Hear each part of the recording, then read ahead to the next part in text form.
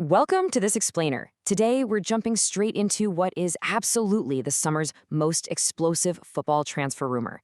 We're going to uncover the deep tactical, financial, and honestly highly political layers of a potential mega deal that is already sending shockwaves through the entire footballing world.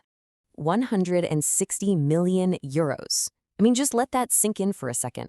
That is the staggering, eye-watering price tag attached to what would instantly become the biggest and most ambitious transfer of the entire summer window. It's a number that makes you do a double take, but when you consider the actual player involved, it suddenly starts to make a lot of sense. So, the big question we have to ask ourselves, could Arsenal actually pull this off? Let's unpack exactly what it would take for Arsenal to lure Real Madrid superstar Vinicius Junior away from the Spanish capital and into North London. Are we looking at a total pipe dream here, or a calculated masterstroke just waiting to happen? Here is our top secret transfer dossier for today. We'll be covering 1. Arsenal's blockbuster dream. 2. The tactical masterclass. 3. The Arsenal ripple effect. 4. The 160 million euro tag. And 5. Mourinho's transfer veto. Part 1. Arsenal's blockbuster dream. Look, this whole dream isn't just about throwing cash around for fun. It comes from a very real, very specific need following a heartbreaking Champions League final defeat to Paris Saint-Germain. Arsenal just ended a massive 22-year Premier League title drought, and their search for a winger has been an absolute roller coaster. First, Leandro Trossard departs. Then, they brought in Christos Tzolis for £34 million. Later in the window, they narrowly missed out on Morgan Rogers, who went to Chelsea for a jaw-dropping £117 million. So, what now? Well, that search has rapidly escalated into hunting down a true global superstar. They've completely pivoted to Vinicius Junior. Part 2. The tactical masterclass. On paper, Arsenal is already a phenomenal team. But Mikel Arteta is an obsessive tactician, and he sees a specific, glaring gap that only a player of this exact caliber can fill. He knows Arsenal struggled incredibly hard against low-block defenses last season. The teams that just park the bus in the penalty box to choke out the game. Trossard and Gabriel Martinelli combined for only 7 league goals from that left side. Compare that to Vinicius Junior. He doesn't just play against a low block, he is an elite, self-sufficient game-breaker who dismantles it entirely on his own. He would instantly shift the entire gravity of Arsenal's attack. For years now, opponents have known that Arsenal's offense heavily funnels down the right wing through Bukayo Saka and Martin Odegaard. By adding Vinicius to the left, defenses literally can no longer afford to cheat over to the right side. You add in his elite quick passing patterns and his devastating speed in transition, and honestly, you create an absolute nightmare for opposing managers. Part 3. The Arsenal ripple effect. Because you can't just drop a luxury superstar into a finely tuned squad without causing some serious waves. Arsenal is Europe's best defensive side, and accommodating a touchline winger who essentially has zero off-the-ball work rate causes major collateral damage. Gabriel Martinelli? His minutes would be severely dented, potentially even forcing a transfer exit.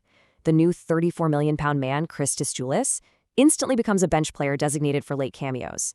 Ebrechese would have to shift exclusively into the number 10 role, and Arteta might even have to push inverted fullback Miles Lewis-Skelly into a permanent midfield spot just to cover the defensive gaps Vinicius leaves behind on that left flank. Part 4. The 16 million euro tag. So how does a deal like this actually materialize financially? You don't just walk into the Bernabeu and buy their star winger without triggering a global market earthquake. Real Madrid has drawn a definitive, hard line in the sand here. They won't even sit down to negotiate for a single penny below 160 million euros. This massive package of fixed fees and performance variables is a deliberately high bar designed to deter opportunistic inquiries. If Arsenal wants him, they truly, literally have to empty the vault.